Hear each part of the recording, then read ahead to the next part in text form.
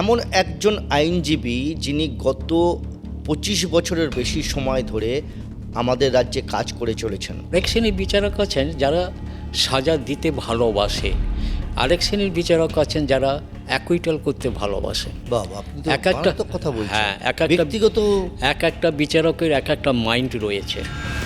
সব মিলিয়ে নাকি একটা টাকা পয়সার প্রচুর লেনদেন চলে। একটা কথা বলে রাখি, যাদের টাকা পয়সা আছে, যাদের সোর্স আছে, তাদের কিন্তু বিচার ব্যবস্থায় তাদেরকে ধরে রাখা খুব মুশকিল। বিচারক বা বিচারপতিরা করাপ্টেড হন? ওটা বলা সম্ভব নয়। নাম বলতে হবে না, আপনি যদি না, সে তো অনেক রকম চলছে।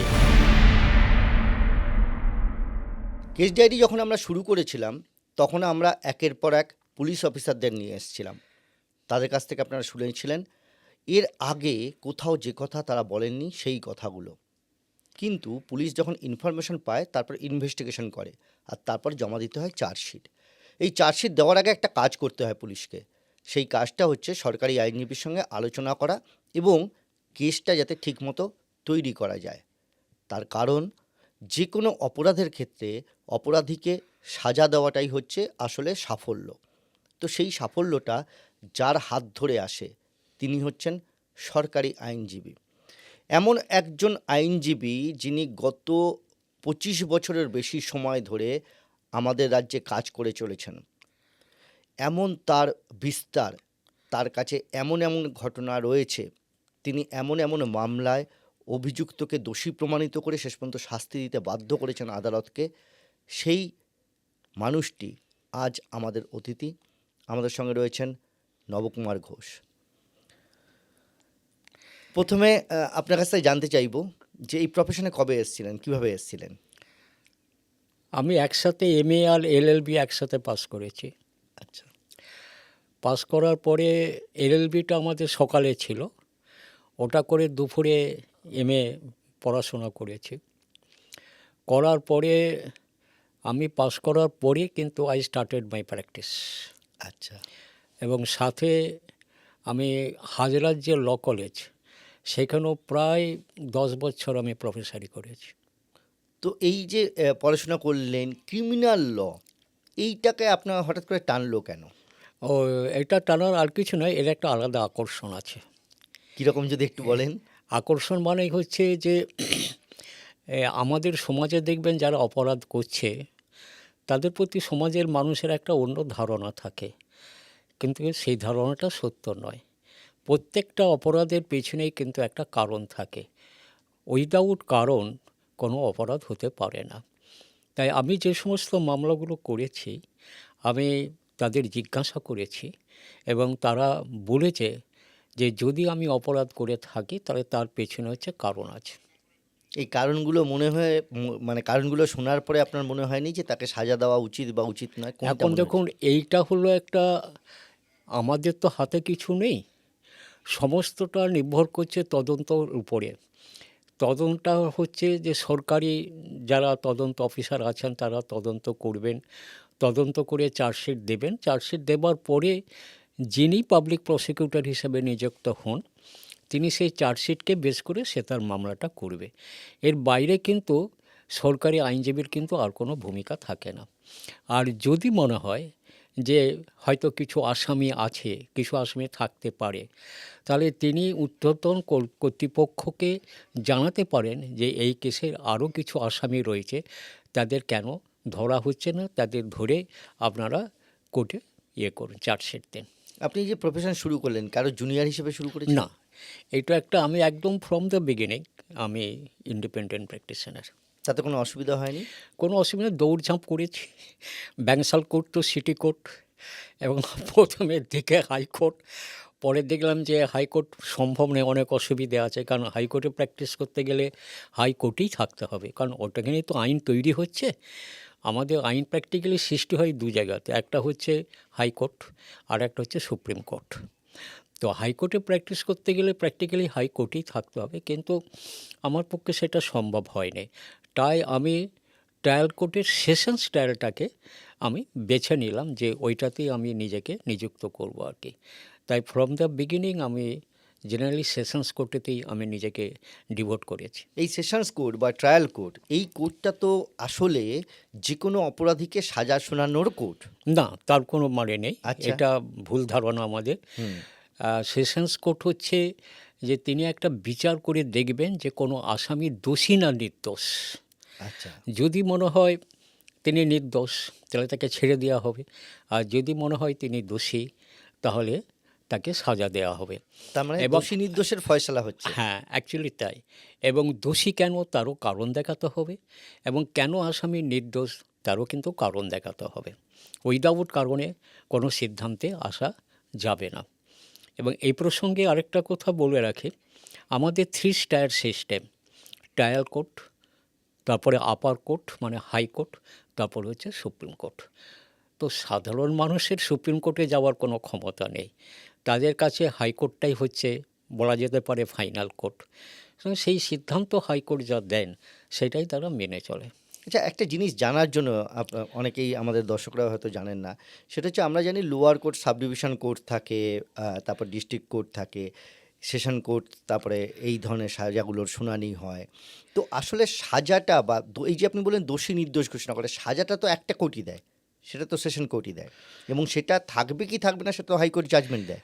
না, 3টে স্টেজ আছে। আমি বলি ম্যাজিস্ট্রেট কোর্টের রায়ের এগেনস্টে আপনাকে যেতে হবে ডিস্ট্রিক্ট জাজের কাছে, ডাইরেক্ট যাওয়া যাবে না, মানে অ্যাপিলের ক্ষেত্রে। এবার ডিস্ট্রিক্ট জজ যে রায়টা দেবেন যদি আপনার মনোমতো না হয়, তার এগেনস্টে হবে হাইকোর্ট। হাইকোর্টের রায়ের এগেনস্টে যদি আপনার মনে হয় সন্তুষ্ট নয়, তাহলে হচ্ছে সুপ্রিম কোর্ট। এই স্টেজগুলো আমাদের আছে। সাধারণ মানুষের কাছে সুপ্রিম কোর্টের স্বপ্ন, এবং হাইকোর্টও অনেকে আসতে পারেন না। যার জন্য আমি একবার বলেছিলাম যে প্রত্যেকটা ডিস্ট্রিক্টে অন্তত একটা করে হাইকোর্টের ব্রাঞ্চ থাকা উচিত। আমরা মৌলিক অধিকার দিচ্ছি, অথচ সেই মৌলিক অধিকার যদি সাধারণ মানুষ উপভোগ করতে না পারে, ইউজ করতে না পারে, তাহলে কিন্তু সেটা ওই নামেই মৌলিক অধিকার থেকে থাকে। আপনি বলুন না, সুন্দরবন থেকে কটা মানুষ আসতে পারবে আমাদের কলকাতা হাইকোর্টে, বা সুদূর প্রান্ত থেকে কটা মানুষ আসতে পারবে কলকাতা হাইকোর্টে? তাই উচিত কলকাতার হাইকোর্টের একটা করে ডিস্ট্রিক্টে ব্রাঞ্চ থাকা উচিত, অ্যাটলিস্ট যাতে তারা হাইকোর্ট অবধি যেতে পারে।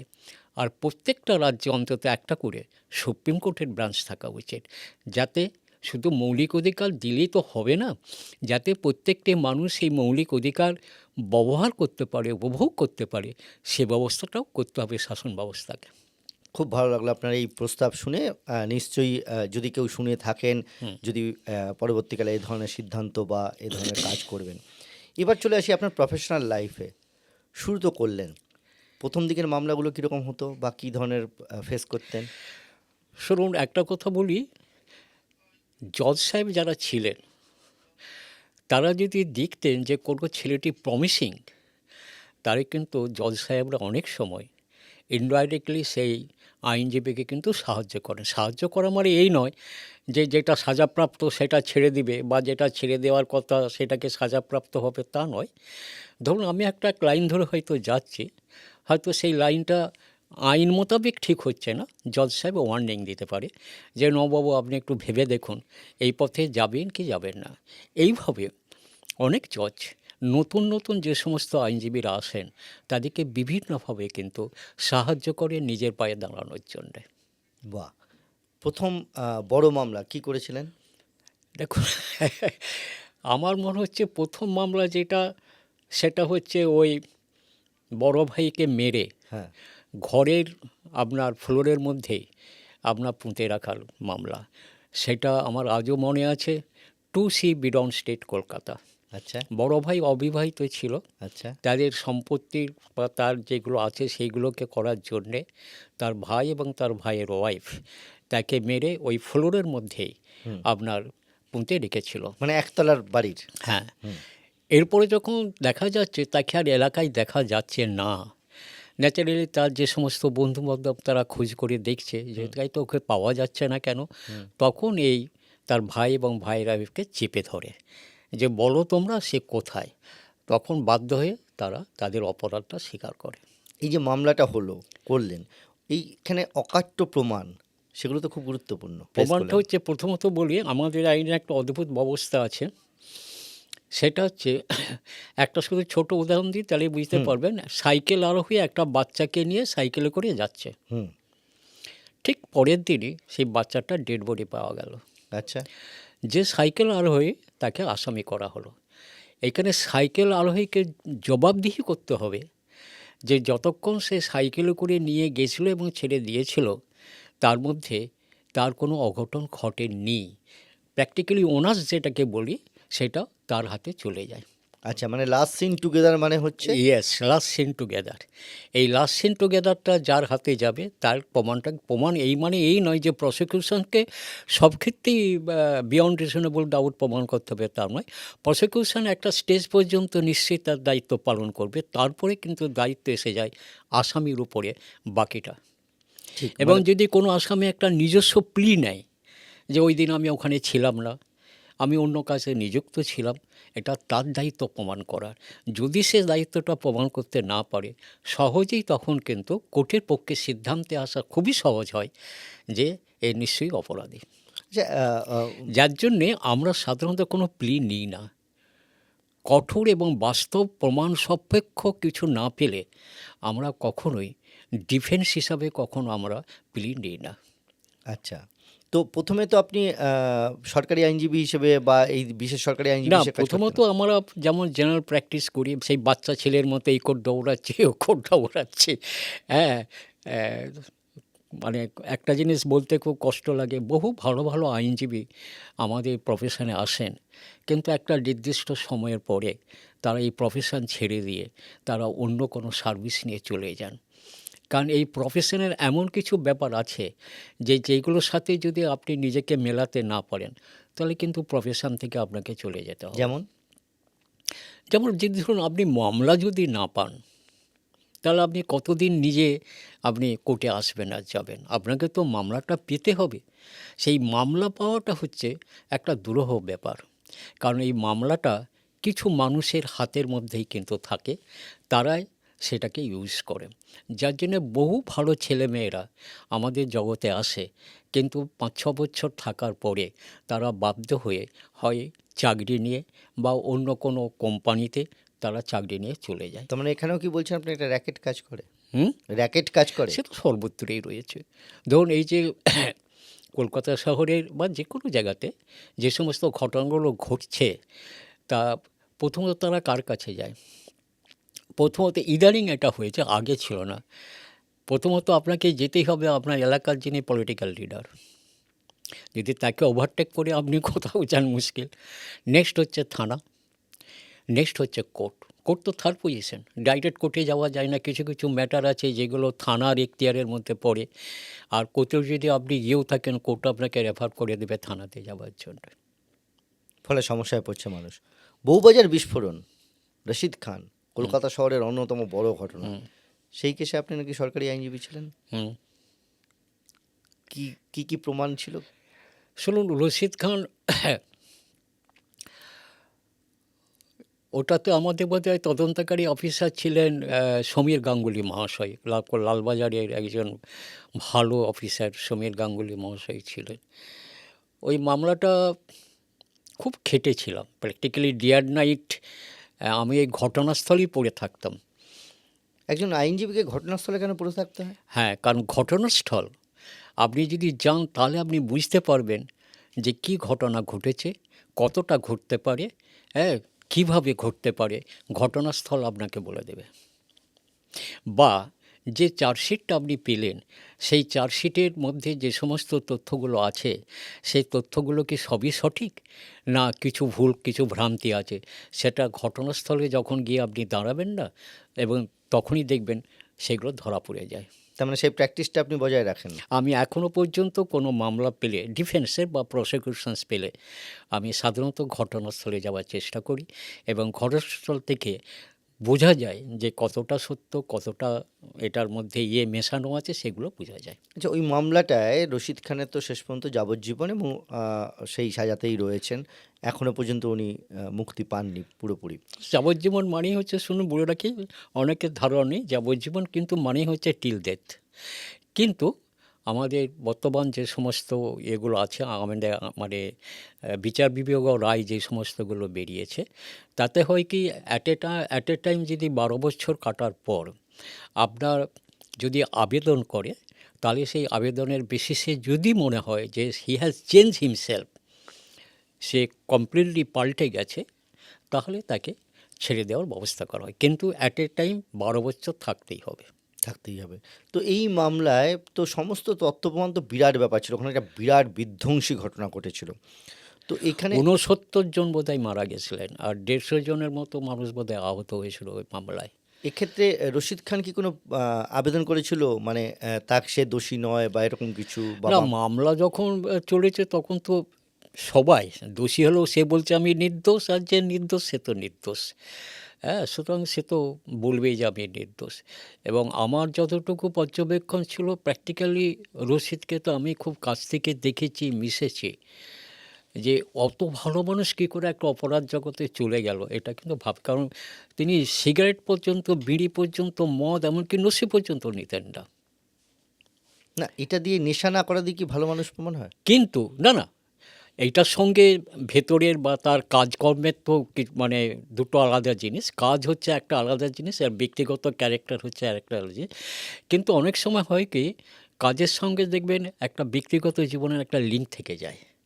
কেমন তার মেজাজ, সে কি চাইছে, সে কি ধরনের, তার নেচার, প্রকৃতি, এইগুলির সাথে তার কাজের কিন্তু একটা লিঙ্ক থেকে যায় কিন্তু। কেমন দেখেছেন রশিদ খানকে? রশিদ খানের যেটা বলি, রশিদ খানের যে সমস্ত বিশাল নাম করেছিল, গোটা এলাকাটা তখন তো ওনারই দখলে ছিল। এবং আপনার বোধহয় মনে আছে, ওই সকালের দিকে এক শ্রেণীর মানুষ সাইকেলে করে সেই ইয়ে করতো, খেলা, 60টা। 7টা খেলা, ইয়েস কারেক্ট, 7টা খেলা চলতো, সেটা ওনারই সৃষ্টি ছিল। তো সেই সমস্ত ওনার যে সমস্ত চেলা চামুন্ডারা ছিল, তারা তাদের মতো করে লাইভ লিড করতে গেলে ওর বদনামটা হয়ে গেল। কারণ যিনি কর্তা হন, তার বাড়ির লোকেরা যদি অন্যরকম হয়, জেনারেলি প্রথমেই দায়িত্ব এসে পড়ে বাড়ির কর্তার উপরে। কিন্তু আমি যেহেতু মামলা করেছি, মিশেছি, সেহেতু বলছি Rashid Khan as a man, মানে মানুষ হিসেবে একটা আলাদা হয়, আর অপরাধী অপরাধটা আলাদা, আবার হ্যাঁ। একটা আলাদা হয়। মানুষ হিসাবে ভালো ছিল। আচ্ছা, এই ঘটনার পরে, এই রশিদ খানের পরে কলকাতা শহরের অপরাধের প্যাটার্নটা কি কিছু বদলেছিল? না, দেখুন, আগের থেকে কিন্তু অপরাধের সংখ্যা অনেক কমেছে কিন্তু।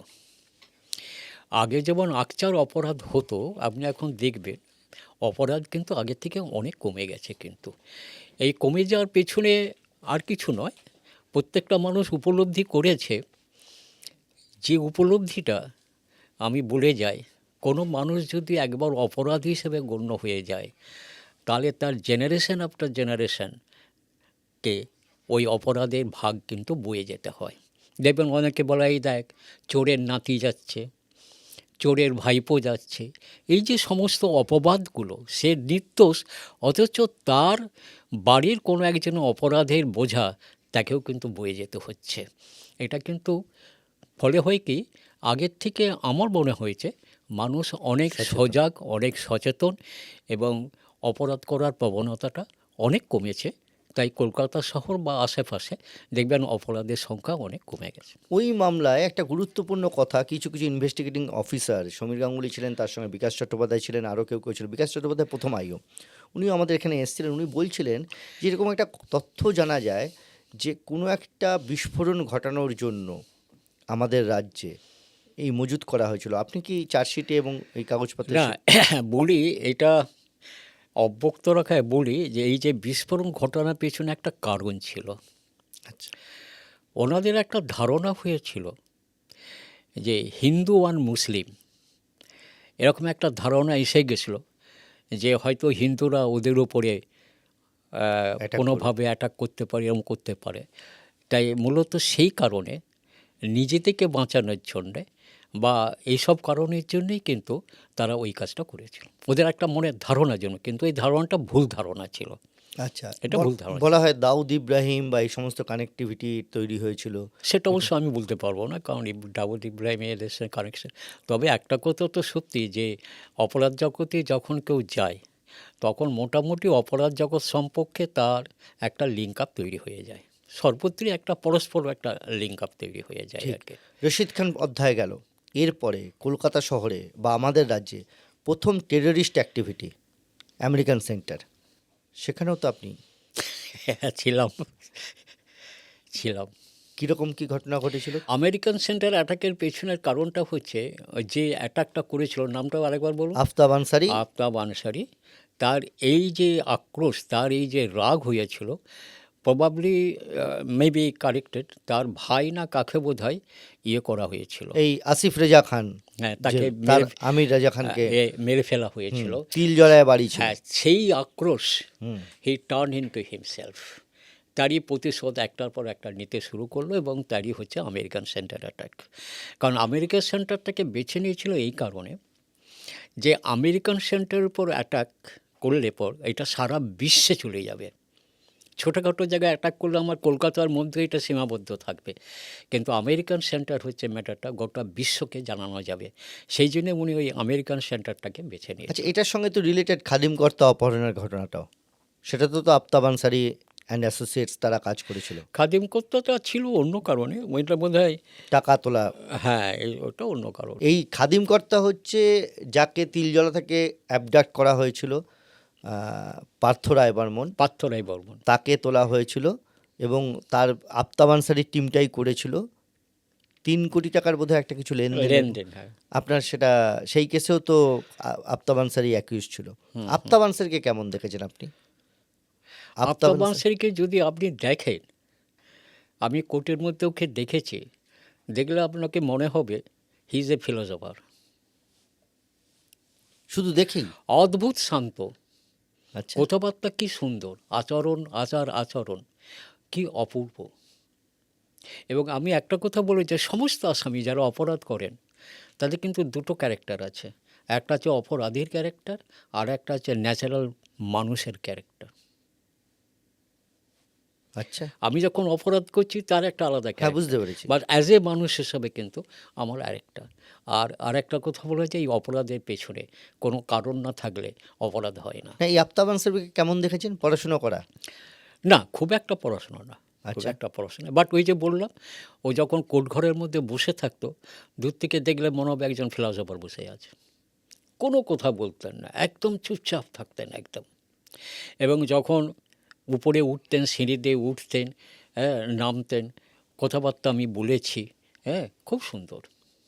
প্রত্যেকটা, শুধু ওর নয়, প্রত্যেকটা আসামির আচার আচরণ, কথাবার্তা দেখলে আপনার মনে হবে যে তাদের ঘরোয়ানা আর অপরাধীর ঘরোয়ানা, এই দুটোর মধ্যে পার্থক্য আছে।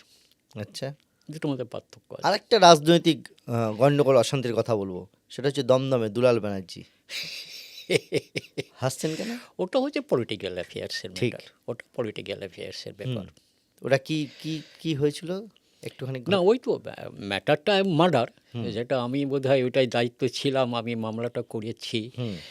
ওটা হচ্ছে ওই এলাকা দখলের ব্যাপার। আচ্ছা, একজন দুজন রিক্সাওয়ালা বা কাউকে নিয়ে? ওটা হচ্ছে দুলাল ব্যানার্জি প্র্যাকটিক্যালি একসময় দোদণ্ড প্রতাপ হয়ে উঠেছিল। মানে এমন একটা অবস্থা হয়ে উঠেছিল যে টোটাল এলাকাটা ওরই কথা মতো চলতো। তা এবার যা হয়, মানুষ যখন একটা উপরে উঠে যায় তখন সে তার ইচ্ছা মতো কাজ করে। সেই কাজ করতে গিয়ে এই ঘটনাটা ঘটিয়েছিল এবং পরে বোধহয় এটা সাজাও হয়েছিল। তা আমি বোধহয় ওটা স্পেশাল পিপি ছিল। হ্যাঁ, এবং পরবর্তীকালে তো উনি মুক্তিও পেয়েছেন। হ্যাঁ, এই ক্যারেক্টার কেমন দেখেছেন দুলাল ব্যানার্জি, দ্বন্দ্ব প্রতাপ সিপিএম নেতা? ওই যে আমি বললাম অ্যাজ এ দুটো ক্যারেক্টার একটা মানুষের, অ্যাজ এ ম্যান হিসাবে, আর আমরা যেটা পাই সেটা একটা অপরাধী হিসাবে। কিন্তু আমি আবার বলে যাচ্ছি, প্রত্যেকটা মানুষই বারবার বারবার আপনি বলছেন অপরাধী আলাদা হ্যাঁ। আর মানুষ আলাদা, হ্যাঁ, হ্যাঁ। কিন্তু আমরা দেখেছি কলকাতার বা এই রাজ্যের অন্যতম নৃশংস এক অপরাধী গুঞ্জন ঘোষ। গুঞ্জন ঘোষের মধ্যে আমি 3টে মামলা করেছি। একটা হচ্ছে বারাসাত রোমাজ হওয়ার রমাঝার Abduction. অ্যাবডাকশন মামলা, একটা বোধহয় শিয়ালদা কোর্ট, শিয়ালদা। আর একটা বোধহয় আমার আলিপুর কোর্ট। আমি 4টে কেস বোধহয়। 4টে, সব মামলাগুলি বোধহয় আমি করেছি। আপনি যদি গুঞ্জনের সঙ্গে মেশেন এবং কথাবার্তা বলেন, আমি গুঞ্জনের মায়ের সাথে কথাবার্তা বলেছি, কারণ মাই আসতেন, আর যাক ছেলে তো, মাই আসতেন ওর কেসগুলো দেখভাল করার জন্যে। তা আমি গুঞ্জনের সঙ্গে কথাবার্তা বলেছি। তো ওই যে বললাম যে গুঞ্জনের একজন পুলিশ অফিসার যিনি এই গুঞ্জন ঘোষের মামলায় ইনভেস্টিগেটর ছিলেন, তিনি ইনভেস্টিগেশনের দায়িত্বে ছিলেন। তিনি আমাকে বলছেন যে গুঞ্জনের এই মানসিক অবস্থান, এই অপরাধ প্রবণতার জন্য নাকি ওর মাও অনেকটা দায়ী ছিল। ওটার আমি আপনাদের সামনে বলবো না, কেন? একটু বলুন, যতটা বলা যায়। আদারওয়াইজ লাইভ লিড করতো। মা মা বড় হতে গিয়েছিলেন, বিশাল জায়গায় যেতে গিয়েছিলেন, মানে সেটা কি আর্থিক দিক থেকে? সে তো বটে। সেটা করতে গিয়ে এবার ছেলে সেগুলো সব দেখেছে, লক্ষ্য রেখেছে। সেই জন্য আপনাদের কাছে এসছে, আমি বলে যাই, বাবা মা হওয়ার পরে বাবা মাকে অত্যন্ত সংযত লাইফ লিড করতে হবে। কারণ মনে রাখতে হবে, ছেলে মেয়েরা বাবা মাকে অনুসরণ করে। বাবা মায়ের ব্লাডের যেটা গুণগুলো সেটা তো পাচ্ছেই ব্লাডে, তা সত্ত্বেও ব্যবহারিক জীবনে বাবা মায়ের আচার আচরণ কথাবার্তাগুলো ছেলেমেয়েরা কিন্তু খুব লক্ষ্য রাখে এবং তারা সেইগুলোকে আস্তে আস্তে নিজেদের মধ্যে আচরণ করে নেয়। এই গুঞ্জন তো মারাত্মক অপরাধী। গুঞ্জনের অপরাধের তো সীমা পরিসীমা নেই। হ্যাঁ, আপনি বললেন রোমা ঝাওয়ার, কিন্তু আপনি যদি ওর সাথে কথা বলেন, আপনার মনে হবে এর থেকে ভদ্র ছেলে আর নেই। সেটা তো একটা আলাদা, আপনি বলছেনই ক্যারেক্টারের একটা আলাদা দিক, দেখে সামনাসামনি মনে হবে। নিজের বন্ধুকে খুন করেছে, ড্রাইভারকে খুন করেছে। আমি তো 3টে মামলা, চারটে মামলা। 4টে মামলাই করেছি আমি গুঞ্জন ঘোষের, 4টে মামলাই করেছি। এবং মানে এক একটা অপরাধ এক এক রকম। হুম হুম। কি আসলে অপরাধ করাটা ওর নেশায় পরিণত হয়ে গেছিল। কীরকম? ওই যে অপরাধ করতেই হবে, একটা নেশা, যেমন এক একটা মানুষের নেশা থাকে না, সেরকম ওর একটা নেশাতে পরিণত হইল, যে অপরাধ করে না করলে ও থাকতে পারতো না। ওর একটা নাকি গার্লফ্রেন্ড ছিল, সেই গার্লফ্রেন্ড নাকি এই ঘটনার সঙ্গে। পরে সে তো ছেড়ে চলে যায় ওকে। আচ্ছা, এই গার্লফ্রেন্ডকেও আপনি মিট করেছেন? সেটা বলতে পারবো না আমি, অতবার আপনার এত মনে আছে, আমার অত মনে নেই। না না না, তো এই গুঞ্জনের মামলাগুলোয় ধরুন ও যে কতটা নৃশংস ছিল তার কোনো উদাহরণ আপনি পেয়েছেন? সেই বিষয়ে কোনো সন্দেহ নয়, অপরাধী হিসাবে তার কাছে খুন করাটা একদম জলভাতের মতো ছিল, এবং সেটাকে লুকোনো। একদম, এই বিষয়ে কোনো সন্দেহ নেই। একটা ড্রাইভারকে বা লেনদেন নিয়ে ভাগবাটনে গন্ডগোল হয়েছিল, ওই ঘটনাটা একটু বলবেন? কি কোনটা? হয়েছিল? একজন ওর লেনদেন নিয়ে, বখরা নিয়ে গন্ডগোল হয়েছিল, ও তাকে নিয়ে গিয়ে মেরেছিল। ওই যে বোধহয় ম্যাক্সিমাম পোর্শনটা ও চেয়েছিল, মানে, কিন্তু সে ওই দিতে রাজি হলো না। তখন ওই তাকে ডেকে নিয়ে গিয়ে মানে আমি বললাম যে ওর মধ্যে গুঞ্জন ঘোষের লাস্টে মানে হত্যা করা, মার্ডার করাটা একটা যেন অভ্যেসে দাঁড়িয়ে গেছিলো। মানে কোনো কিছু হলেই, মানে ও যেটা বলছে সেটা যদি আপনি না মানেন বা না শোনেন, আপনাকে খুব যত্ন সহকারে নিয়ে গিয়ে মেরে দেবে। মানে মারাটা ওর কাছে একদম সাধারণ পর্যায়ে চলে গেছিল। বেহালায় শুভম, 7 বছরের বাচ্চা, তাকে খুন করা হয়েছিল, সেই মামলাও তো আপনার করা। ভেতরে অনৈতিক কাজকর্ম চলছিল বাড়ির, সেটা ওর জানলা দিয়ে দেখে ফেলেছিল। তাই তাকে মার্ডার করতে হবে? হ্যাঁ, যাতে ওইটার প্রচার না পায়। অনৈতিক মানে কি আপনি বুঝতে পারছেন? শারীরিক কোনো সম্পর্ক? হ্যাঁ, ইয়েস, সেটা মাস্টারমশাই। সেইটা ওটা দেখে ফেলেছিল। সেই কারণেই ওর মৃত্যু, যাতে সেটা আর কেউ জানতে না পারে, সেই জন্য ওকে পৃথিবী থেকে সরিয়ে দেওয়া হলো। কিন্তু আমি বলে যাই আপনার এখানে, সেটা হচ্ছে যখন কোনো অপ্রীতিকর ঘটনা ঘটে, আপনি যতই চাপা দেবার চেষ্টা করুন না কেন, সেটা হয়তো আজকে ঘটনাটা ঘটলে কালকে আমরা জানতে পারি, কিন্তু যদি আপনি চাপা দেওয়ার চেষ্টা করেন, সেটাতে হয়তো 7 দিন দেরি হতে পারে, 10 দিন দেরি হতে পারে, কিন্তু সেইগুলো আস্তে আস্তে প্রকাশ পাবে। ধামাচাপা দিয়ে রাখা যায় না।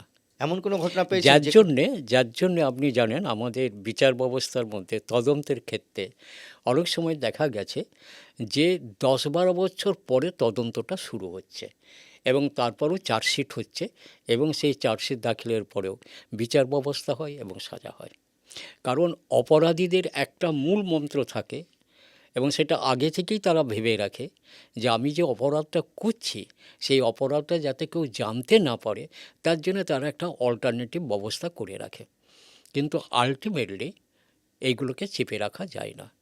মানে সেই বলা যেতে পারে সেই ধূপের গন্ধের মতো, যে আপনি তাকে যতই ঘরের মধ্যে জানলা কোপার বন্ধ করে রাখুন না কেন, আপনার বাইর থেকে দেখবেন ধূপের গন্ধ আসবেই, পাবেনই। আমাদের অপরাধ জগৎটাও তাই, চেপে রাখা যায় না। এই যে এতজন অপরাধীর সঙ্গে মিট করেছেন, অপরাধীদের দেখেছেন, আহ, কোনো এমন কোনো অপরাধীকে দেখেছেন যে আপনার সঙ্গে খারাপ ব্যবহার করেছে? না না না না, কারণ খারাপ ব্যবহার করার সুযোগটা পায়নি। হয়তো মনে মনে তাদের রাগ হয়েছে, কিন্তু ওই যে আমি একটা কথা বললাম, যে কোনো মামলা করার আগে অপরাধীর সাথে আমি কথা বলতাম, অপরাধীর সাথে তার কি দরকার না দরকার। কোনো অপরাধী স্বীকার করেছে যে সেই ঘটনা সে করেছে? আমি বলি, জেলখানায় জানেন, জেলখানার তো একটা আলাদা অ্যাডমিনিস্ট্রেশন আছে। আমি যে সমস্ত মামলায় অ্যাপিয়ার করেছি, অ্যাজ এ প্রসিকিউশন হিসাবেই হোক বা অ্যাজ এ ডিফেন্স হিসাবেই হোক, আমার জানার চেষ্টা করি যে জেলখানার মধ্যে তাদের কোনো অসুবিধে হচ্ছে কি না।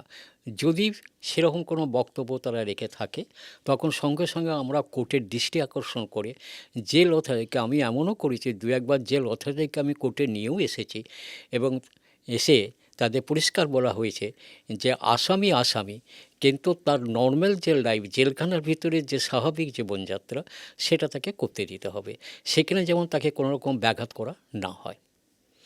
তা সেইগুলো আমি নজর রাখি। এবং হুব্বা শ্যামল কি হয়েছিল আপনার সঙ্গে নাকি?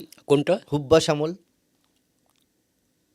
হুগলির যে ত্রাস ছিল একসময়, হুব্বা শ্যামল ও আচ্ছা আচ্ছা আচ্ছা আচ্ছা, না এমনি কিছু হয়নি কিন্তু। কি বলেছিল আপনার কাছে নাকি জামিনের পর দিন এসেছিল? হ্যাঁ না, এসে হ্যাঁ হ্যাঁ এসে সে করার নাড়তে দেখে তো আমি ভয় পেয়ে গেছি।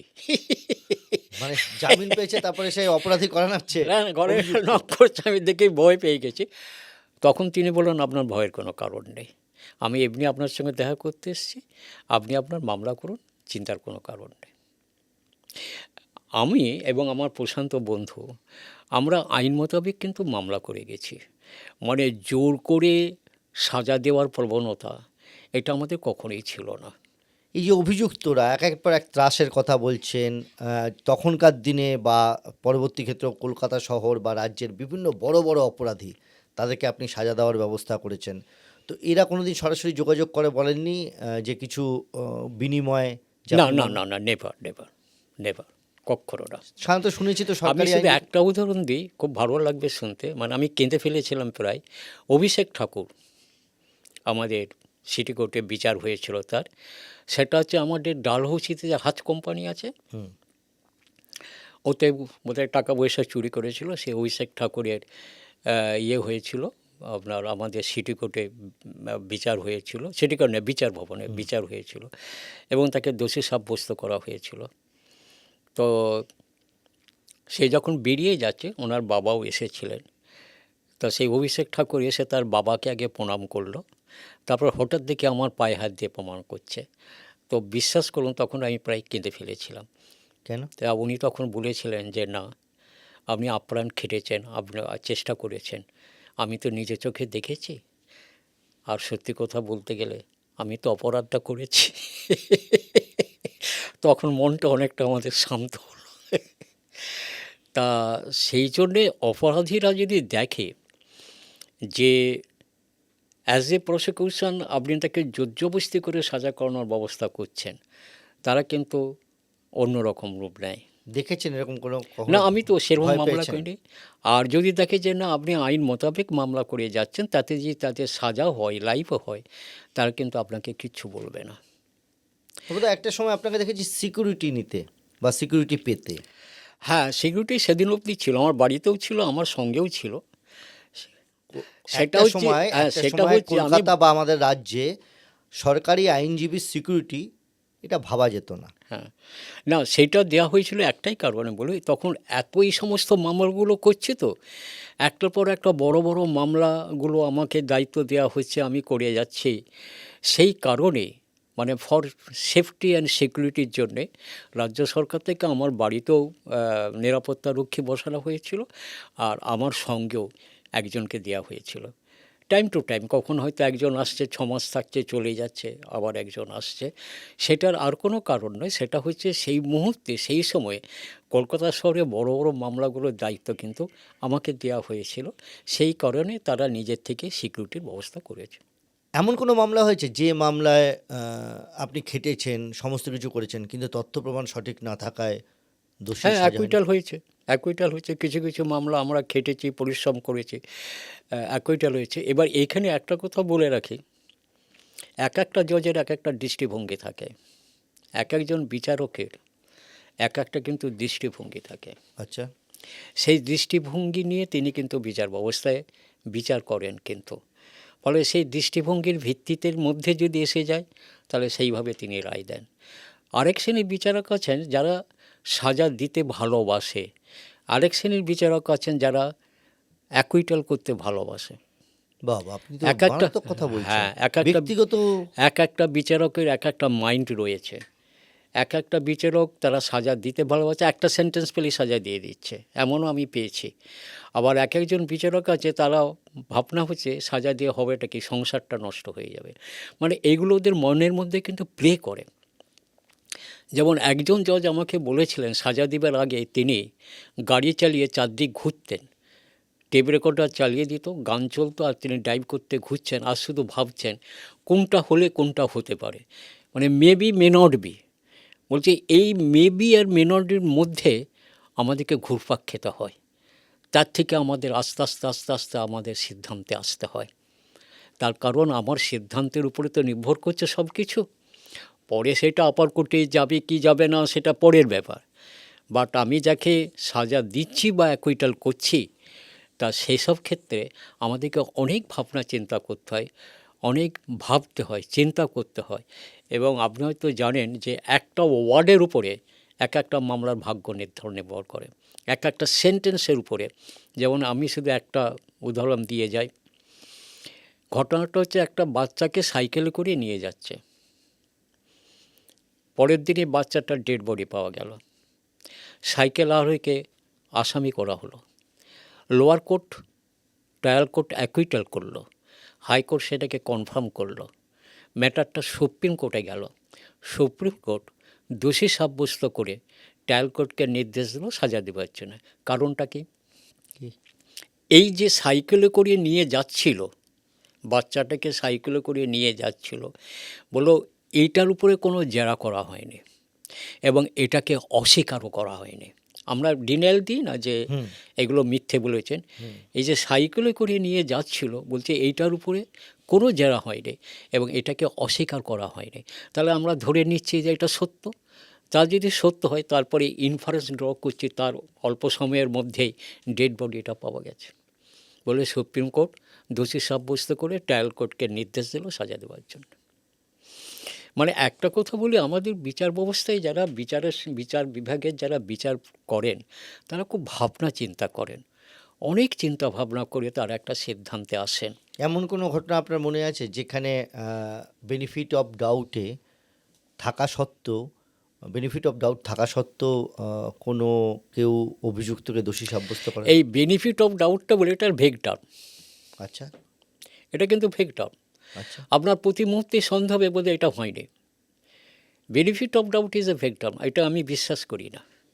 কারণ একটা মামলায় চলতে চলতে অনেক বাঁক ঘুরে ঘুরে তো মামলাটা চলে, প্রতি মুহূর্তে আপনার কিন্তু মনে হবে না এটা ঠিক না। আর আমাদের আইন বলছে যদি মুহূর্তের মধ্যে আপনার মনে হয় সন্দেহাতীতভাবে যদি আপনার মনে হয় ঠিক নয়, আপনাকে ছেড়ে দিতে হবে। সন্দেহ জাগলেই আপনার আসামিকে ছাড়তে হবে, এই হচ্ছে আমাদের ল, এই হচ্ছে আমাদের বেসিস।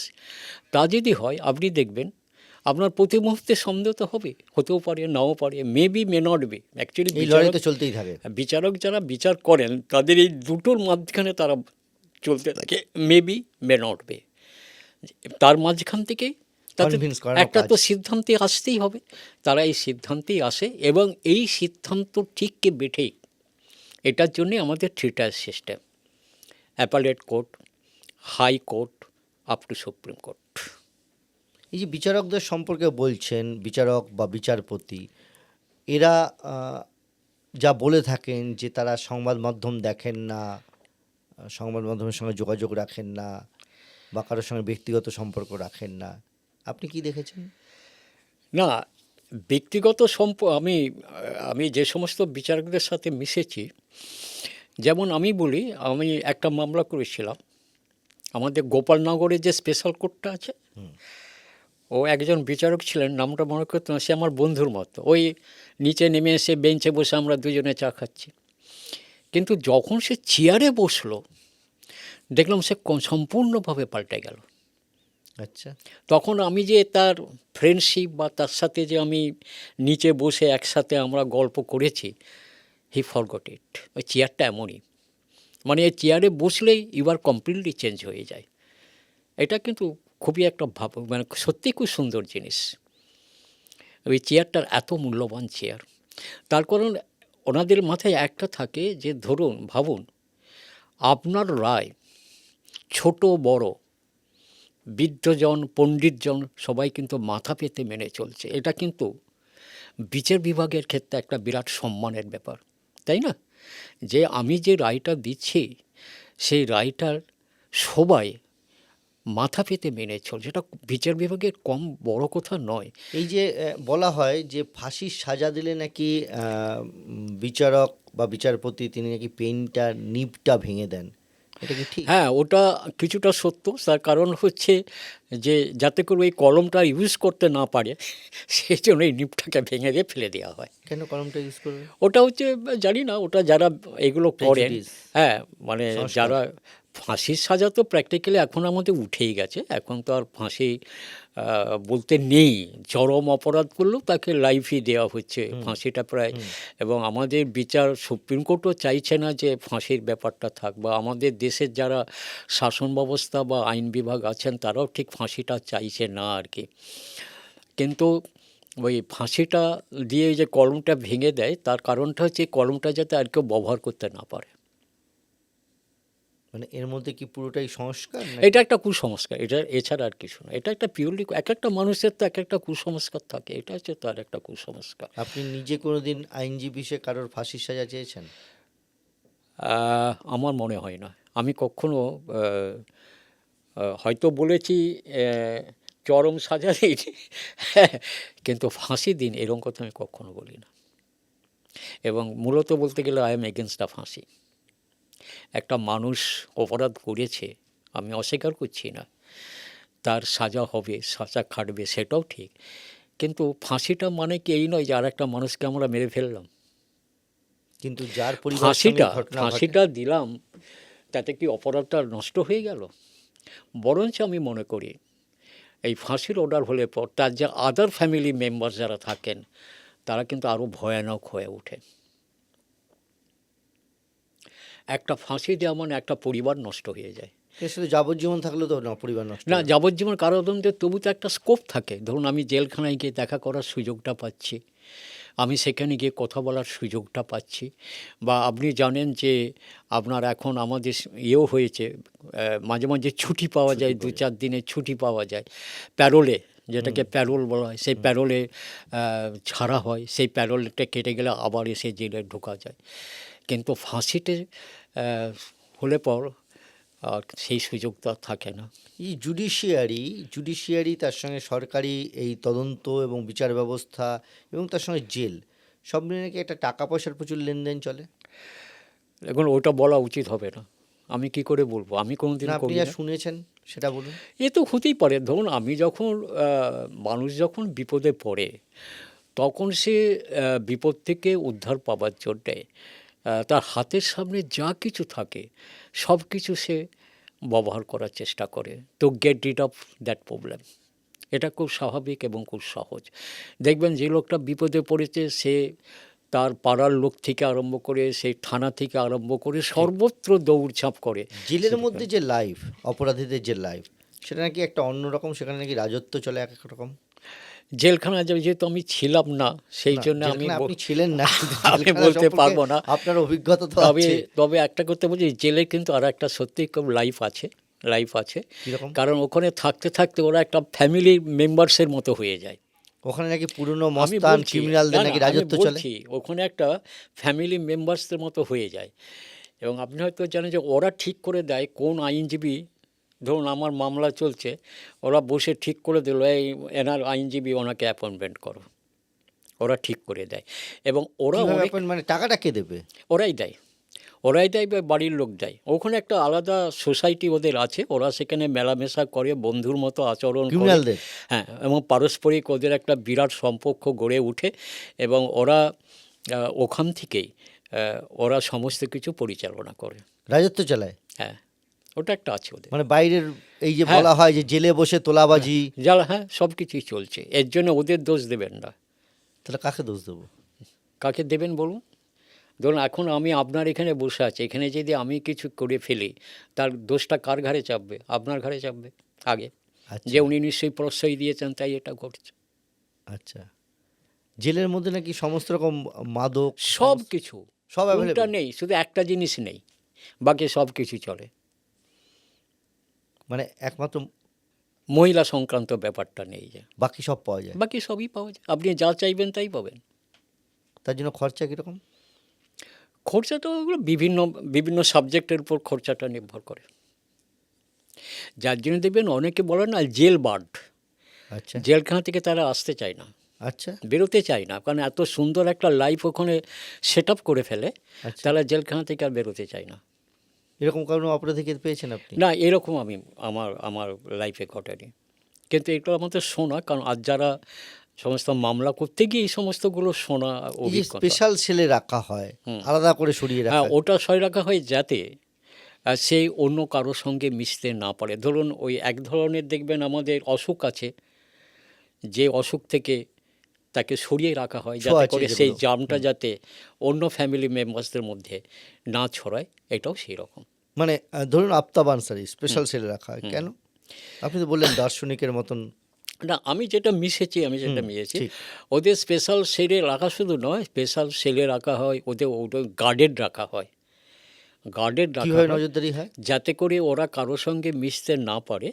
ধরুন কারোর সঙ্গে মিশলে হয়তো আলোচনা করতে করতে করতে করতে হয়তো অনেক কিছু তথ্য এইগুলো পাচার হয়ে যেতে পারে। কীভাবে পাচার হবে? মানে জেলের মধ্যে থেকে মোবাইল ফোন ইউজ হ্যাঁ, করে? সব কিছু চলছে, তো আমি তো বলছি কোনো ওই একটা জিনিস বাদ, বাকি সব মহিলা বাদ দিয়ে সব? সব কিছু চলছে। এর জন্যে যারা অপরাধী তাদের দোষ দিয়ে কোনো লাভ নেই, তাদের দোষ দিয়ে কোনো কিছু লাভ নেই। জেল অথরিটির উপর নির্ভর করছে, জেলটা কেমন চলবে, কিভাবে চলবে, এটা নির্ভর করছে জেল অথরিটির উপরে। তারা যদি সেরকম কড়াকড়ি হয়, কারণ জেলখানার মধ্যে জেল অথরিটি হলো সর্বেসর্বা, তারাই হলো শেষ কথা। তা সেখানে যদি কোনো অন্যায় বা অবিচার হয়ে থাকে, তার জন্য যারা অন্যায় অবিচারটা করছে তাদের আমি দোষ দেবো কেন? তার আগে ভাবতে হবে জেল অথরিটি কী করলো। এই যে বলছেন অভিযুক্ত বা অপরাধীরা জেলের মধ্যে থেকে যথেষ্ট সুযোগ সুবিধা পাচ্ছে না বা কিছু, আপনি কোর্টের দৃষ্টি আকর্ষণ করছেন, এটা কেন হয়? আমরা দেখুন, হয়তো আমি কোনো একটা আসামিকে রিপ্রেজেন্ট করছি, সেই আসামি এসে হয়তো আমাকে বলল যে স্যার এইভাবে এইটা হচ্ছে, এইটা কি হচ্ছে। ধরনের সমস্যা হয়? হ্যাঁ, বিভিন্ন রকমের সমস্যা, ওর ঠিক করে তাও বলা যাবে মোটামুটি খাওয়া দাওয়া? সব কিছু বিভিন্ন রকমের সুবিধা। তখন এবারে জেনারেলি একটা কথা বলি, কোর্টের আমরা দৃষ্টি আকর্ষণটা করি। কোর্ট তখন আপনার সুপারকে হোক বা কাকে হোক ডেকে পাঠায়, হঠাৎ করে কোনো অর্ডার দেন না। সুপারের কাছ থেকে জানার চেষ্টা করে বা সুপারকে বলে যে এরকম একটা অভিযোগ এসছে, আপনারা দেখুন আর কি।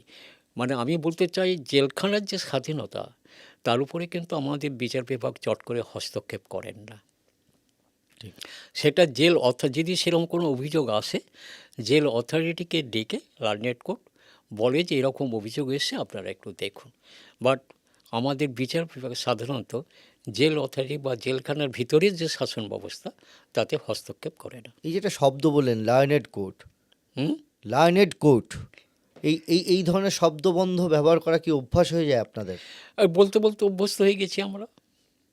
এগুলো না বললে কি বিচার ব্যবস্থাকে অপমানিত না করা না হয়? না না না একটা দেখুন, ওই যে বললাম একটা জেনারেশন আফটার জেনারেশন যেগুলো চলে, লার্নেড কোর্ট বলে, কেউ অনারেবল কোর্ট বলে, আবার দেখবেন হাইকোর্টে যারা জেনারেলি প্র্যাকটিস করেন তারা মিলর্ডস বলে। মিলর্ড এই বলে। যে শব্দগুলো ইউজ করা এগুলো হয়, তো ব্রিটিশ পিরিয়ড থেকে চলে হ্যাঁ, এসেছে। ওটা এখনও চলছে মিলর্ডস শব্দটা। এগুলো কি দেখবেন- আদৌ কি কোনো না, এটা হচ্ছে কি কোর্টকে অ্যাড্রেস করা হচ্ছে, মানে ধরুন এই না, আপনার কোর্টকে আপনি বিচারপতিকে যদি জাস্টিস বলে সম্বোধন করেন, তাকে কি অপমান করা হচ্ছে? অসুবিধে কিছু নেই, অসুবিধে কিছু তাহলে নেই। এগুলো আমরা কেন ক্যারি করে যাচ্ছি?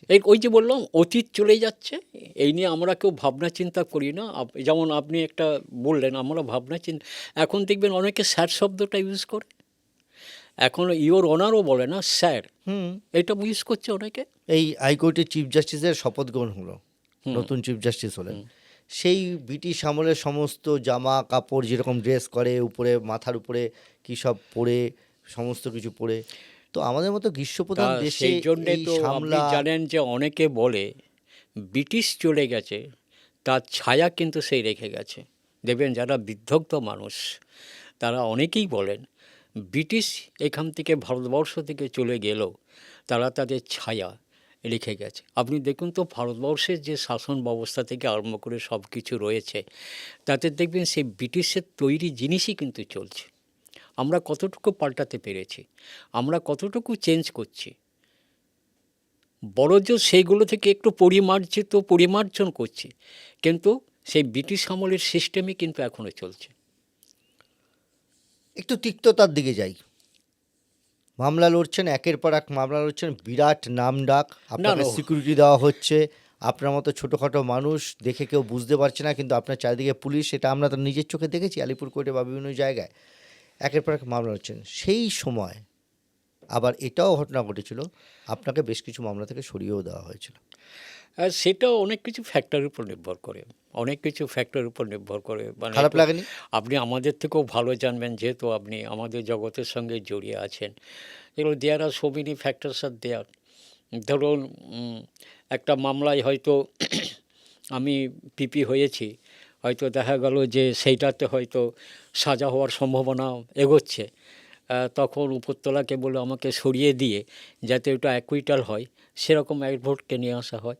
আবার হয়তো অ্যাকুইটালের দিকে ঝোঁক আছে, যে এটা সাজার দরকার, যারা নববাবুকে দিলে এটা তো সাজা হবে না, অ্যাকুইটালই হবে, তখন আমাকে সরিয়ে আবার অন্য কোনো লয়ারকে নিয়ে, অর্থাৎ changing of the advocates that depends upon whims of the authority. এখানে আজ আমি আছি, কালকে অন্যজন আসবে। এখানে আমি একটা অ্যাপয়েন্টমেন্ট পেয়েছি মানে এই নয় যে আমি শেষ অবধি মামলাটায় থাকতে পারবো। কিন্তু তার জন্য মামলাটার ক্ষতিই হয় না। কিচ্ছু ক্ষতি হবে না, কেন ক্ষতি হবে? যিনি আসবেন তিনি করবেন। শুনুন, একটা মামলা, তার মানে কি আপনি নির্দিষ্ট অর্ডার নিয়েই মামলাটা এগোন? আমি কারণ বলি আপনি বললেন আপনি চেঞ্জ করবেন, অন্য একজন আসবে, সেই নির্দিষ্ট অর্ডার নিয়ে আসছে। বলুন। আচ্ছা, এবার মানে অথরিটি যা চাইবে সেইভাবে হবে। আমরা তো শুধু ক্যারি আউট করি অ্যাজ এ পিপি। আমরা কি মারাত্মক করি? কথা বললেন, অথরিটি যা চাইবে। আমরা ক্যারি আউট করি শুধু। মানে অথরিটি যদি চায় কারো সাজা হবে, অথরিটি যদি না চায় সাজা হবে না। ন্যাচারালি এটা হচ্ছে তো, এটা তো হয় তো। যদি দেখা যায় যে, আর একটা বলি, এরপরে বা জজেদের উপর নির্ভর করে। সে তো আপনি বললেন বহু একদম। রকম জজ আছে, অনেক কেউ রকম সাজা দিতে চায়, কেউ সাজা দিতে চায় চায় না। না, আর কেউ মধ্যপন্থা অবলম্বন করে। অনেক কিছু পেলে তবে সে সাজা দেয়। এক শ্রেণীর জজ আছে একটা সেন্টেন্স পেলেই সাজা দিয়ে দিচ্ছে। অনেক জজ আছে বলে দূর সাজা দিয়ে বলছেন। কীভাবে সংসারটা নষ্ট হয়ে যাবে। আরেক শ্রেণীর জজ আছে তারা অনেক ভাবনা চিন্তা করে একটা সিদ্ধান্তে আসে আর কি। এবং যার জন্যে আমাদের থ্রি টায়ার সিস্টেমটা করা হয়েছে, যে আমি ভুল করতেই ঠিক। পারি। আপনি আপনি যেটা বলছিলেন যে এই যে অথরিটির অর্ডার ছাড়া কোনো রকম কোনো কাজ হয় না, অথরিটি চাইলে সাজা, অথরিটি, এই অথরিটি বলতে কি শুধু অ্যাডমিনিস্ট্রেশন না, জুডিশিয়ারিও যুক্ত এর মধ্যে? আচ্ছা বলুন তো, জুডিশিয়ারির উপরতলা আর অথরিটি অ্যাডমিনিস্ট্রেশনের মধ্যে ডিফারেন্সটা কী আছে? কী ডিফারেন্স আছে? বিচার বিভাগের চিফ জাস্টিস অফ ইন্ডিয়া, বা আমাদের ধরুন chief justice of Calcutta high court, তিনি তো মানুষ, তো তিনিও তো তার ব্যবহারিক জীবন, সাধারণ জীবনযাপন করেন। আর অ্যাডমিনিস্ট্রেশনে যারা উপরতলায় রয়েছে তারাও তো মানুষ। সব মানুষের সঙ্গে মানুষের তো একটা সম্পর্ক থাকতেই পারে। এখন দেখতে হবে যে আমি চেয়ারে বসার পরে সে কীরকম তার চেঞ্জিংটা আসছে। অনেকে, ওই যে বললাম, আমি আমার এক বন্ধু জজ হ্যাঁ, হয়েছিল, তার সঙ্গে আপনি চেয়ারে বসে মানে একসঙ্গে নিচে বসে বেঞ্চে বসে চা খাচ্ছেন, তখন একরকম, যখন চেয়ারে চেয়ারে বসলে তখন একদম সম্পূর্ণ চেঞ্জ। দ্যাটসটা প্র্যাকটিক্যালি জজেদের এই মাইন্ডটাই থাকা উচিত। এই যে বেশ কয়েকটা মামলা, আমি যে আমার কাছে তথ্য রয়েছে তাতে বেশ কয়েকটা মামলা থেকে আপনাকে সরানো হয়েছে, মাঝপথে হোক বা কয়েকদিনের মধ্যে হোক।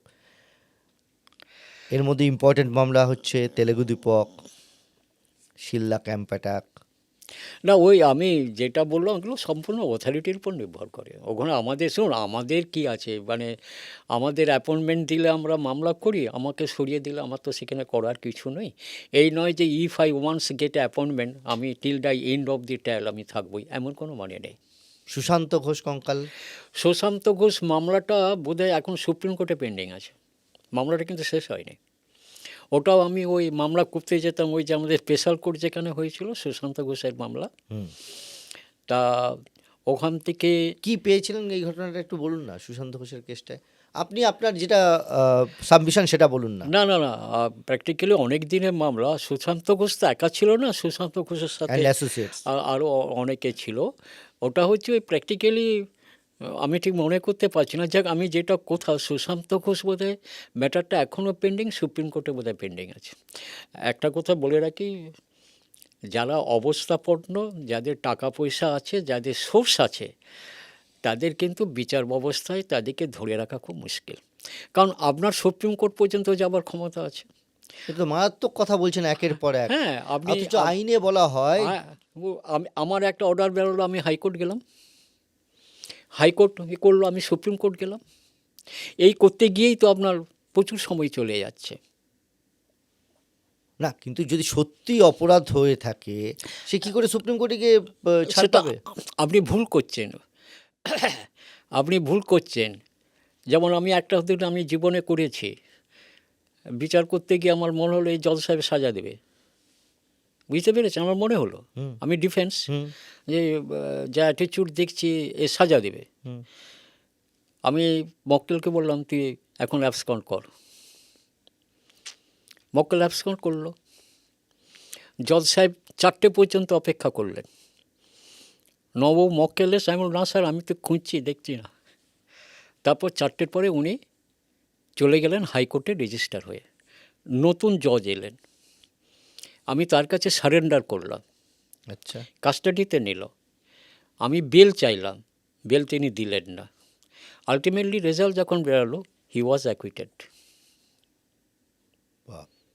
সুতরাং আমরা যখন মানে আইনজীবী হিসেবে তার মানে আপনাকে ওই জিনিসগুলোও খেয়াল রাখতে হচ্ছে, ইয়েস, আপনাকে not only the merit of the case. Yes, আপনাকে সব দিক লক্ষ্য, কারণ মনে রাখতে হবে আপনার উপরে একজন নির্ভরশীল এক আসামি অপরাধ করেছে না করেছে আপনিও জানেন না, আমিও জানি না, জজ সাহেবও জানেন না।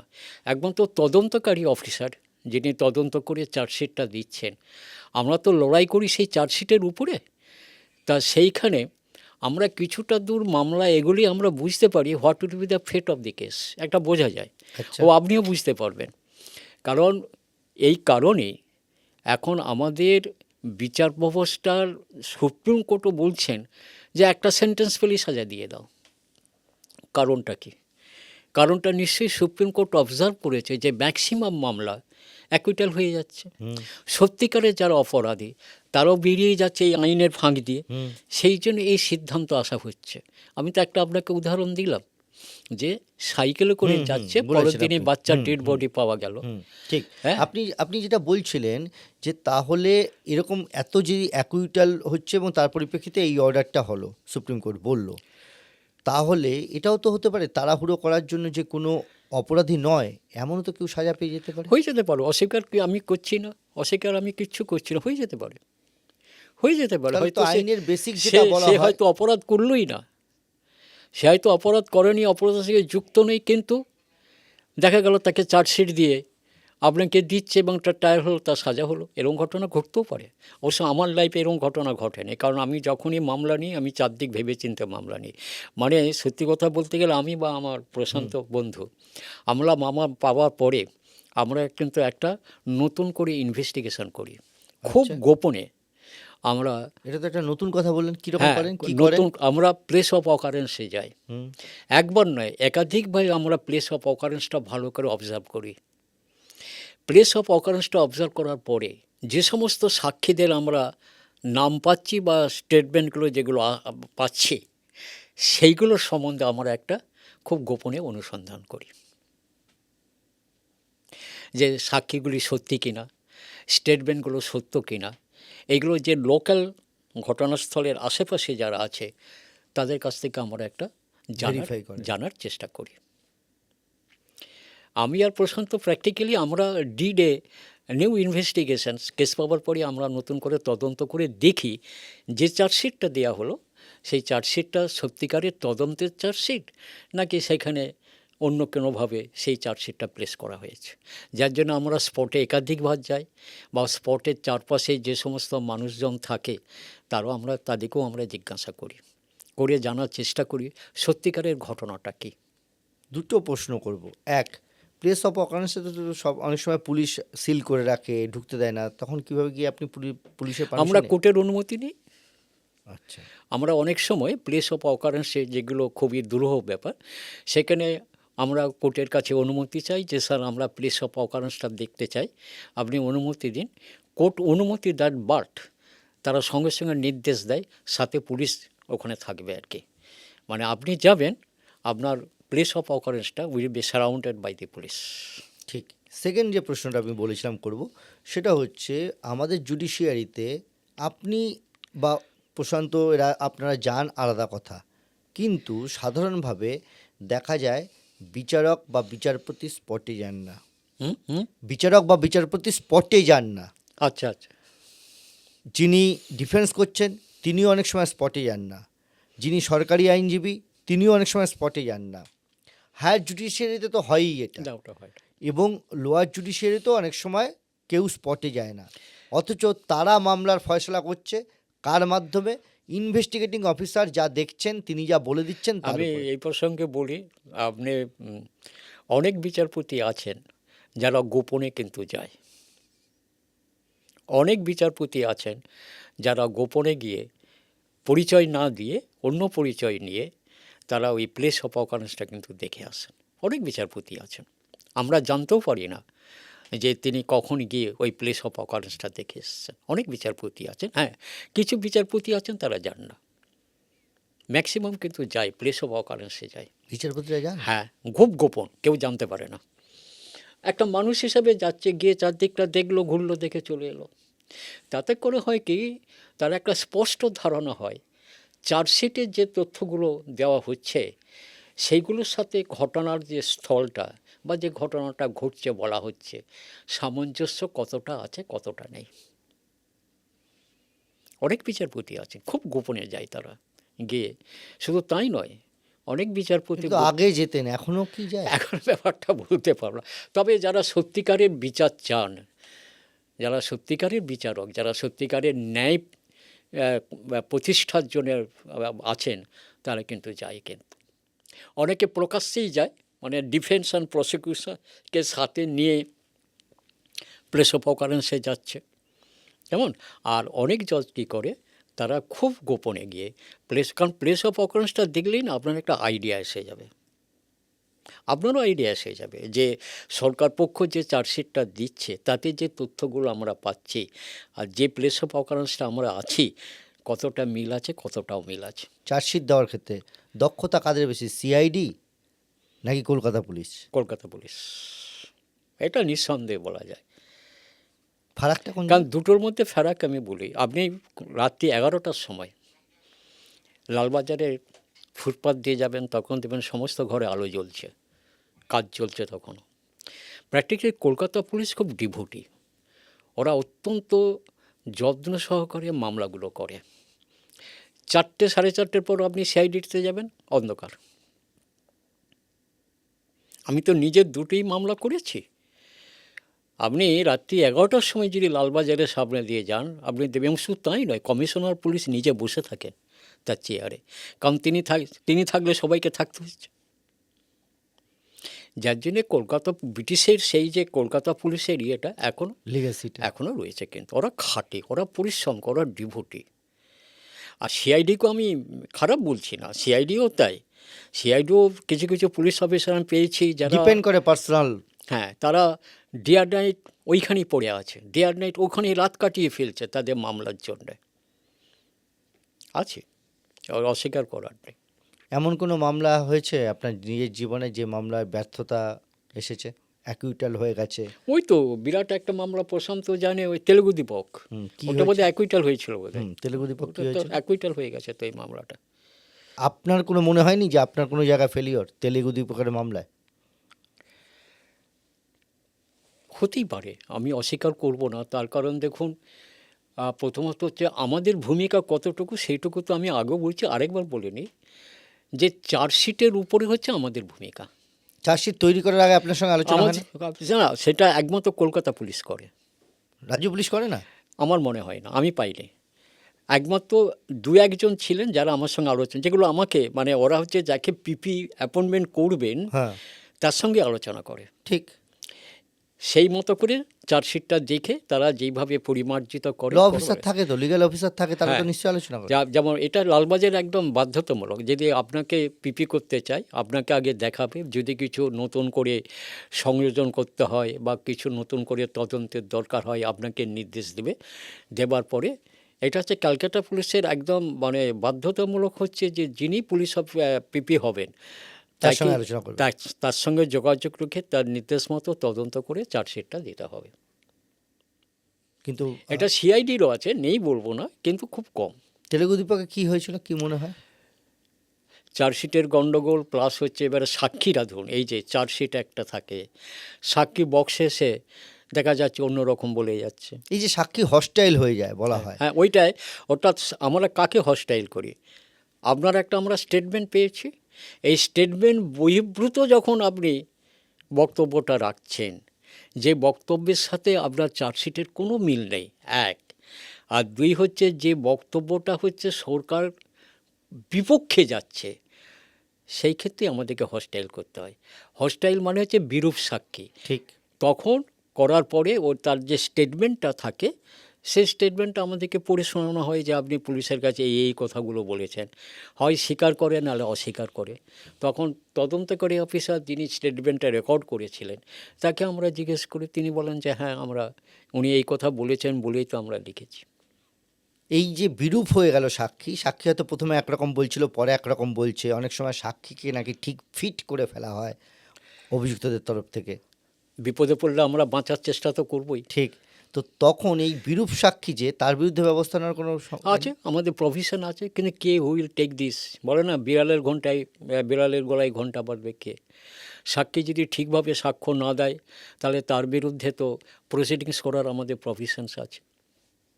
কিন্তু সেটা সাধারণত হয় না। করে না, কী হবে করে বলুন? একটা কথা বলা হয়, আসলটাই যদি চলে যায় তাহলে আর এগুলোকে নিয়ে টানাটানি করে লাভ কী হবে? যার জন্য দেখবেন যারা সাজা চায়, যে সমস্ত পুলিশ অফিসাররা, তারা সাক্ষীগুলোকে একদম বক্সে তোলার আগে পর্যন্ত যত্ন সহকারে তাদের দেখভালটা করে। আমার এখানেই অতিথি হিসেবে একজন অফিসার এসেছিলেন, তিনি একটা ডিপার্টমেন্টে হোমিসাইডে ছিলেন, সেখান থেকে চলে যাওয়ার পর তার 4.5 লাখ টাকা লোন হয়েছিল। বাবা, লোনটা হয়েছিল হচ্ছে এই সাক্ষীদের নিয়ে আসা, তাদের থাকা খাওয়ার ব্যবস্থা করা, তাদের খরচ খরচা দেওয়া, তার পরিবার চালানো। না, এটা করতে হয়, এটা সরকারের একটা সিস্টেম আছে, কিন্তু তাতে হয় না।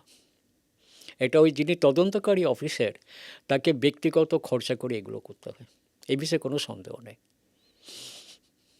এটা তো মানে কারণ সাক্ষী, তার কী লাভ?